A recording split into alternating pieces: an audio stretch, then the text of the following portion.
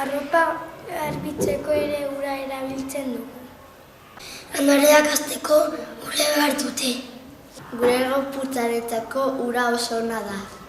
Oso ona da hidratatzeko. Ura erabiltzen dugu fruta garbitzeko, adibidez, melokotela. Fruta daka ura. Melokotela, zagarrak. Dutatzeko ere ura behar dugu. Arrainek ura behar dute bizitzeko. Zikitzen dugun platerak garbitzeko ura behar dugu.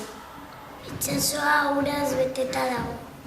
Kirola egiterakoan isortitzen dugu ura. Pixa egiterakoan ere ura ateratzen dugu. Sua, urarekin itzali daiteke.